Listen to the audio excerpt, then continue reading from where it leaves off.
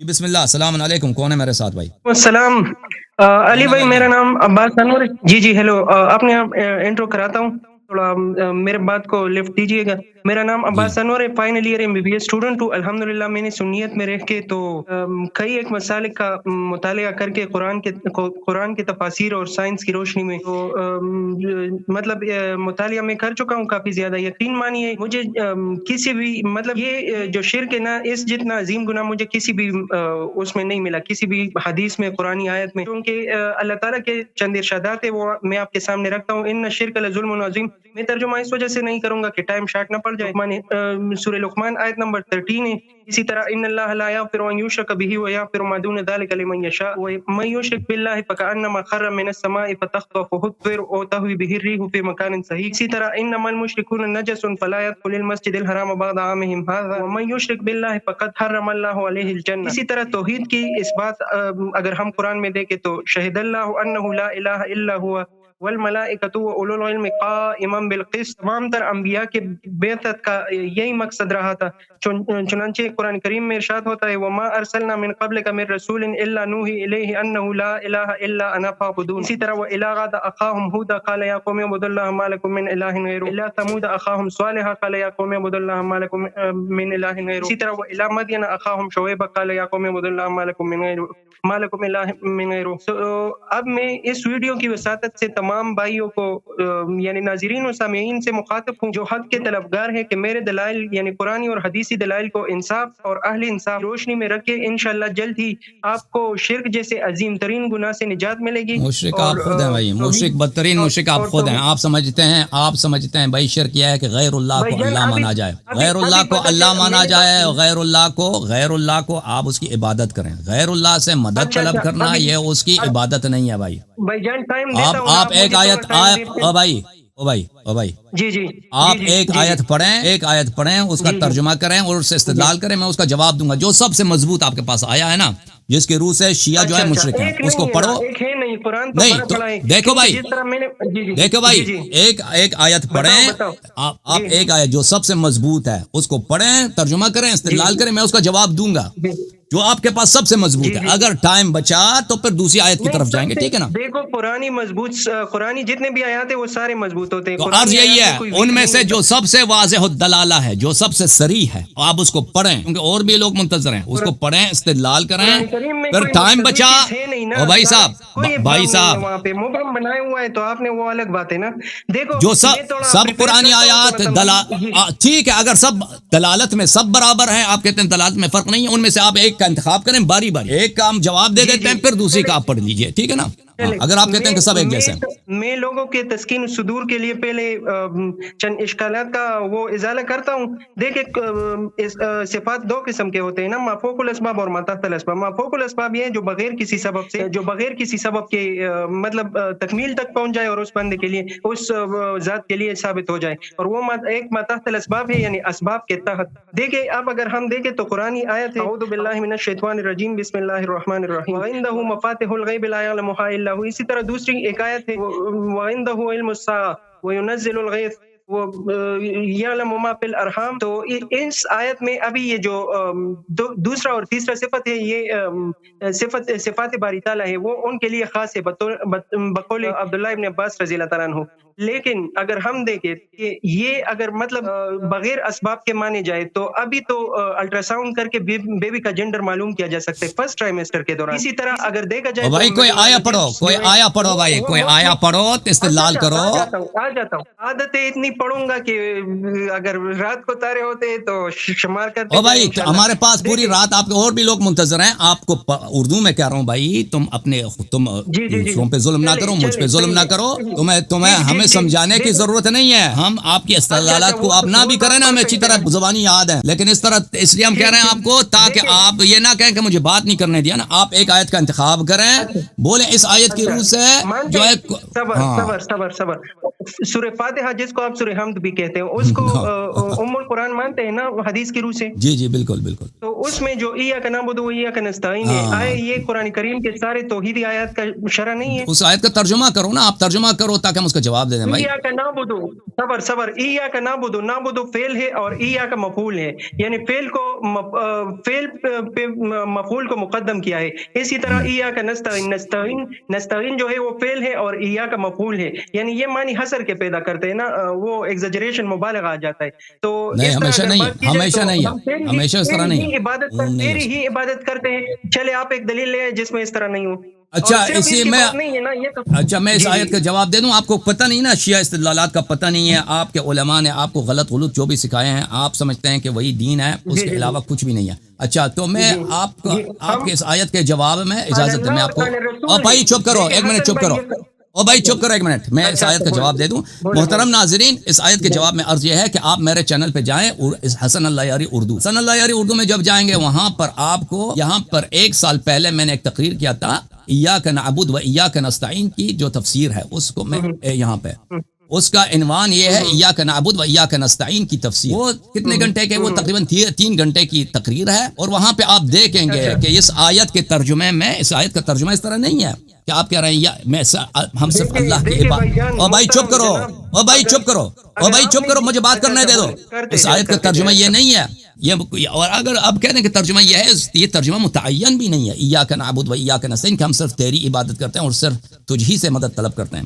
ये एक वर्जन है, ये एक वर्जन है। वहां पे आप देखेंगे, वहां पे मैंने बहुत सारे मुफस्सिरीन के अक़वाल दिखा दिए हैं कि इय्याका नअबुद व इय्याका नस्तईन, हम तेरी इबादत करते हैं और तुझसे मदद मांगते हैं। यहाँ पे हसर जो है, हसर यहाँ पे उलमाए मानी का सिर्फ एक, उनमें से एक कौल है, सबका कौल नहीं है। यहाँ पर हसर मुतअय्यन है, समझ में आई ना बात आपको? यहाँ पे ये जो, हाँ, ये जो तकदीम मफऊल, चुप करो भाई चुप करो, मफऊल मुकद्दम हुआ है फ़ाइल पर, इसके कई वजूहात बताएंगे। एक है, उसकी है आयत, अगर इस तरह अल्लाह कहता है अल्हम्दुलिल्लाह रब्बिल आलमीन अर्रहमानिर रहीम मालिक यौमिद्दीन नअबुदुका व नस्तईनुक, ये जो है उसका बलागत गिर जाता है कुरानी आयत की बलागत। इसकी वजह, एक वजह यह है, दूसरी वजूहात भी मैंने वहां पे बयान किया है कि क्यों है वहां पे मुकद्दम हुआ है। वहां पे आप देख लें, मैं उसको तिकरार नहीं करना चाहता। जिन लोगों को शक है, क्योंकि इसी आयत से आपको पता नहीं है ना हमारे इस्तिदलालात का, हम पे बहुत दफा आते थे लोग, इश्काल करते थे। तो जब से मैंने ये तकरीर की है, ये तकरीबन सब बंद हो गया है सिलसिला। जमाअत वहाबी इस प्रोग्राम में आकर हम पे इस आयत से इस्तिदलाल करें, उसके बाद फकत वही लोग जिनको अंदाजा नहीं होता, जिन्होंने मेरे तकरीर को नहीं देखा है, सिर्फ वही लोग आप जैसे, आपको पता भी नहीं है कि इस आया का तर्जुमा ये मुतअय्यन नहीं है, इसके और भी तर्जुमे हैं, और वो जो तर्जुमा आप लोग करते हो वो मशहूर हो गया है, वो मशहूर गलत तो नहीं है ना, ये तर्जुमा गलत तो नहीं है ना। अगर मुतअय्यन नहीं है, अगर मुतअय्यन नहीं है तो फिर आप नहीं कह सकते कि आयत सरी है इस माना में, हम सिर्फ अल्लाह से मदद, क्योंकि कुरान ये नहीं कह रहा कि सिर्फ ये एक एहतिमाल है। दूसरा एहतिमाल ये है कि हम अल्लाह से मदद मांग रहे हैं, और इसकी वजह यह है कि ये माना हो ही नहीं सकता कि सिर्फ अल्लाह से मदद लेना होता है, क्योंकि गैर अल्लाह से मदद लेना ये कुरान और सुन्नत में साबित है। वस्तईनु बिस्सब्र वस्सलाह, और अल्लाह ताला ने खुद फरमाया या अय्युहल्लज़ीना आमनू कूनू अंसार अल्लाह कमा क़ाल ईसा इब्न मरियम लिल हवारियीन मन अंसारी इलल्लाह, ए लोगो तुम अल्लाह की नुसरत करो, जैसे ईसा इब्न मरियम अलैहिस्सलाम ने हवारियीन से कहा कि कौन है मेरे अंसार, मेरे नुसरत करने वाले कौन है। ईसा इब्न मरियम जब मदद मांग रहा है कुरान मजीद में, और फिर जिंदगी चल ही नहीं सकती, हम गैरुल्लाह से मदद ना मांगे, जिंदगी मुतअय्यन हो जाती। एक जवाब आप मुझे दें, ये मन अंसार इल्लाह जब हजरत ईसा ने कहा था तो आया हवारियीन उनके सामने बैठे थे या देखे आया अभी सुन लो अच्छी तरह, मेरी बात ना काटो। देखो, अगर आप कहते हैं ना कि आया ये कह रहा है कि गैर अल्लाह से मदद लेना शिरक है, गैर अल्लाह से मदद लेना अगर शिरक है, तो ये तफसील कि अगर वो शख्स मौजूद है आप ले सकते हैं, अगर वो अभी सामने नहीं ले सकते, ये तफसील किसी हदीस में नहीं है, ये तफसील और किसी ने बोला भी नहीं। अब सुनो प्लीज, मेरी बात ना काटो मेरे भाई, अब मेरी बात काटोगे तो मुझे आपसे हर जुमले के बाद मुझे याद दिलाना ना पड़े कि आप मेरी बात काटो। तो ये याद मैं आपका सुन चुका हूँ, इय्याका नअबुदु व इय्याका नस्तईन आपने कह दिया भाई, जवाब आपने सवाल भी किया है, अभी आपने सवाल भी किया ना कि वो भाई साहब, अभी आपने सवाल किया है, अभी मैं आपको लास्ट वार्निंग दे रहा हूँ भाई, ओके? अभी आप अपने आलिम को लेके आओ, अगर आप कोई आलिम होते, कोई बड़े मौलवी होते, तो मैं आपको पूरा प्रोटोकॉल दे देता, 10 मिनट आप बात करें, 10 मिनट मैं बात करूँ, आपका नाम भी मैं नहीं जानता। फिर देखो अजीज, बस खत्म है, वार्निंग आपका हो गया, खत्म बात, आपकी कॉल जो है चली गई, बस खत्म बात। जब جب آپ میں اتنی وہ نہیں ہے کہ آپ صبر کریں. ایک آدمی سے آپ نے سوال کیا ہے کہ وہ سامنے بیٹھے تھے یا نہیں بیٹھے تھے بھائی, ٹھیک ہے نا, آپ نے سوال کیا, اس کا جواب لینے لو, پھر بار بار کاٹ رہے ہو. اگر کوئی عالم یہاں پہ کال کرے, وہ شرط لگائے گا کہ بھائی میں 15 منٹ بات کروں گا, آپ بات نہ کریں, تو منظور ہے. لیکن آپ کون ہیں, آپ کا کوئی نام بھی نہیں جانتا نا. آپ نے مجھے سوال کیا, سوال پوچھنے میں 1 منٹ لگتا ہے, جواب دینے میں ہو سکتا ہے 15 منٹ لگے. وہ اس کے لیے 10 آیت دکھانا پڑے, 2-3 حدیث دکھانا پڑے, ٹائم لگتا ہے. تو میرے محترم ناظرین, یہ تفصیل کسی جگہ بھی نہیں ہے کہ آپ اگر سامنے والا موجود ہے آپ اس سے پوچھ سکتے ہیں, سامنے والا نہیں ہے تو آپ نہیں پوچھ سکتے. وہ پوچھیں گے تو طلب کریں گے تو شرک ہو جائے گا. وہ دلیل کہیں نہیں ہے, بلکہ سامنے اگر نہیں بھی ہے تو اس سے طلب کر سکتے ہیں, اور یہ ثابت ہے سنت میں. ملاحظہ فرمائیے, یہ کتاب ہے مسند احمد, جلد نمبر 28, یہاں پہ 1999 میں کتاب چھپی ہے. یہ صفحہ نمبر 478 میں حدیث ملاحظہ. عثمان ابن حنیف روایت کرتے ہیں کہ ایک شخص ضریر البصر, آنکھوں سے وہ اندھا تھا, نبی صلی اللہ علیہ وسلم کے پاس آیا. اس نے کہا ادعو اللہ ان یعافینی, اللہ کے سامنے اللہ کے لیے دعا کرو کہ اللہ مجھے عافیت عطا کرے. اور رسول پاک صلی اللہ علیہ وسلم نے کہا اگر تو چاہتا ہے کہ میں تیرے لیے دعا کروں, اور اگر چاہتا ہے کہ تو اسی حالت میں رہے, تیرے لیے بہتر ہے, عاقبت کے لیے بہتر ہے کہ تو اندھا ہی رہے. اس نے کہا کہ ٹھیک ہے, ادعوه فامرہ, اس نے کہا کہ دعا کریں. رسول پاک صلی اللہ علیہ وسلم نے اس کو حکم دیا کہ وضو بناؤ. اس نے وضو بنایا, اس نے 2 رکعت نماز پڑھا ہے. اس کہا کہ اس طرح دعا کرو, اللہم انی اسألک, اے اللہ میں تجھ سے مدد مانگتا ہوں, اتوجہ الیک بنبیک محمد النبی الرحمہ, اور میں تجھ سے واسطہ مانگتا ہوں تیرے نبی رحمت صلی اللہ علیہ وآلہ وسلم کے نام پر. یا محمد, اے محمد صلی اللہ علیہ وآلہ, انی توجہت بک الی ربی فی حاجتی هذه, اے محمد صلی اللہ علیہ وسلم, میں نے تجھے واسطہ بنایا ہے اللہ کے سامنے اپنے اس حاجت میں. فتقضی لی, کہ تو میری حاجت روا کر. اللہم, اس کو لکھا ہے فتقضی لی, کہ یہ میری حاجت روا ہو جائے.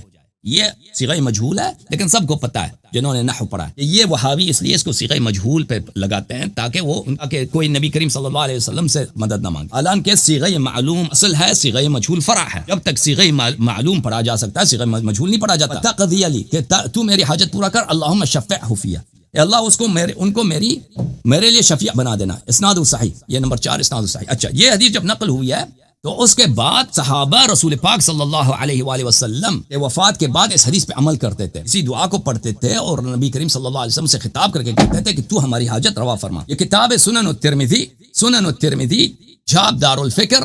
عزیزو ایک منٹ, اچھا, سنن الترمذی جاب دار الفکر, یہاں پہ ملاحظہ فرمائیے کہ صفحہ نمبر 1036 میں یہی ہے. حدیث کو حسن بھی کہا, صحیح بھی کہا ترمذی نے. اللہم انی اسألک واتوجہ الیک بنبیک نبی محمد الرحمہ, انی توجہت بک الی ربی حاجتی هذه لتقضی لی, اللہم فشفعہ لی. اے نبی رسول صلی اللہ علیہ وآلہ وسلم, آپ میری اس حاجت کو روا کیجیے. اچھا, میں آپ کی خدمت میں عرض کروں, عثمان اسی حدیث پہ عمل کر کے صحابہ کو کہتے تھے کہ اس پہ عمل کرو. ایک منٹ لو عزیزو, ملاحظہ فرمائیے میرے محترم ناظرین, یہ کتاب ہے المستدرک علی الصحیحین للحاکم النیسابوری جاب دار الفکر. جلد نمبر کون سی ہے؟ جلد نمبر 1 ہے. یہاں پر اسی حدیث کو لے کے آئے ہیں, اسی الفاظ کے ساتھ. حدیث صحیح علی شرط الشیخین, بخاری مسلم کی شرط پہ صحیح ہے. یا محمد صلی اللہ علیہ وآلہ, انی توجہت بک الی ربی فی حاجتی هذه فتقضی لی, اے رسول اللہ صلی اللہ علیہ وسلم, میں آپ کو واسطہ بناتا ہوں, آپ میرے اس حاجت کو روا کیجیے. اچھا, جب یہ نبی کریم صلی اللہ علیہ وسلم کے حیات میں پیش آیا ہے, ٹھیک ہے نا, تو یہ ان کے وفات کے بعد یہ حدیث منسوخ تو نہیں ہوئی ہے. اب معجم کبیر طبرانی میں ملاحظہ, معجم الکبیر جزء 9 چاپ مکتبۃ ابن تیمیہ, صفحہ نمبر 17 حدیث نمبر 8311. ایک شخص عثمان کے پاس آتا تھا اور عثمان اس کی طرف توجہ نہیں دیتا تھا. وہ عثمان ابن حنیف کے پاس چلا گیا, شکایت کیا کہ میں عثمان کے پاس جاتا تھا, عثمان عثمان جو ہے مجھے لفٹ نہیں کراتا. تو اس نے اس سے کہا کہ جا کے وضو بنا دو, پھر مسجد چلے جاؤ اور وہاں پہ 2 رکعت نماز پڑھو, پھر یہ کرو, یہ دعا کرو, اللہم انی اسألک واتوجہ الیک بنبینا محمد صلی اللہ علیہ وآلہ نبی الرحمہ, یا محمد انی اتوجہ بک الی ربی فتقضی لی حاجت. اے محمد صلی اللہ علیہ وسلم, میں آپ کو اللہ کے سامنے شفیع بناتا ہوں, میری حاجت آپ روا کر دیں, میری حاجت آپ روا کر دیں. عثمان کے زمانے میں عثمان ابن حنیف نے, صحابی نے, اس شخص کو بتایا کہ تو جا کے اس طرح دعا کر. پھر جب اس نے دعا کیا تو پھر عثمان کے پاس آیا, عثمان نے اس کو بڑا لفٹ دیا تھا. یہ کتاب ہے کتاب الدعاء, سلیمان ابن احمد الطبرانی کی کتاب الدعاء ہے, چاپ جلد نمبر 1 1987 میں چھپی ہے. باب القول عند الدخول علی السلطان, بادشاہ کے پاس جاؤ تو کون سی دعا پڑھو, حدیث نمبر 1050 اس میں بھی یہی ہے. عثمان کسی کو لفٹ نہیں کراتا تھا. عثمان ابن حنیف کے پاس چلا گیا. عثمان ابن حنیف نے کہا کہ اس طرح دعا کرو. جب اس نے دعا کیا ہے نبی کریم صلی اللہ علیہ وسلم کو کہا کہ تو میرا حاجت روا کر, تو پھر عثمان نے اس کو لفٹ دیا. ٹھیک ہے نا. یہ کئی ایک کتابوں میں موجود ہے یہ حدیث, صحابہ اس پہ عمل کرتے تھے. عرض یہ ہے میرے عزیز میرے بھائی, جہاں تک ایاک نعبد و ایاک نستعین کا تعلق ہے, میں نے اس کا جواب دے دیا ہے. اس کا میں اعادہ نہیں کرتا, میں نے 2-3 گھنٹے اس پہ بات کیا. یہ بات کہ اگر ہم مان بھی لینا ایاک نعبد و ایاک نستعین کے 2 ترجمے, یہ ترجمہ بھی ہے کہ ہم صرف اللہ تعالیٰ سے مدد مانگتے ہیں, تو اس کا مطلب یہ نہیں ہو سکتا کہ غیر اللہ سے مدد مانگنا مکروہ ہے, چاہے کہ وہ کیا ہو, شرک ہو یا حرام ہو, کیونکہ زندگی رک جائے گی اگر ہم غیر اللہ سے مدد نہ مانگیں. اب آپ کہہ دیں کہ وہ آدمی سامنے اگر ہو تو مدد مانگ سکتے ہیں, اگر سامنے نہیں تو نہیں مانگ سکتے. وہ کہاں ہے وہ روایت, وہ حدیث کہاں ہے, کیوں آپ بنا رہے ہو؟ پھر یہ کہ اگر آدمی سامنے نہیں, آپ اس سے مدد مانگ سکتے ہیں. میں نے صحیح حدیث آپ کو دکھایا, سامنے نہیں ہے تو آپ اس سے مانگ سکتے ہیں. رسول اللہ صلی اللہ علیہ وسلم کی حدیث. اس کے علاوہ مصنف ابن ابی شیبہ وغیرہ میں صحابہ گئے تھے رسول پاک صلی اللہ علیہ وسلم کے قبر پر کہ آپ دعا کریں کہ اللہ بارش بھیج دے. استسقاء کیا تھا رسول پاک, یہ مدد مانگنا ہے رسول پاک صلی اللہ علیہ وسلم سے. ٹھیک ہے نا, مدد مانگنا ہے پیغمبر صلی اللہ علیہ وسلم سے. یہ قول صرف شیعوں کا نہیں ہے کہ آپ غیر اللہ سے مدد مانگ سکتے ہیں. سب مسلمانوں کا اجماع ہے کہ غیر اللہ سے مدد مانگ سکتے ہیں, سوائے ابن تیمیہ کے. ابن تیمیہ سے پہلے کسی نے نہیں بولا ہے کہ یہ آپ نہیں مدد مانگ سکتے, یہ شرک ہے. آپ جو ہیں وہابی بن گئے, ہمارا قصور نہیں ہے.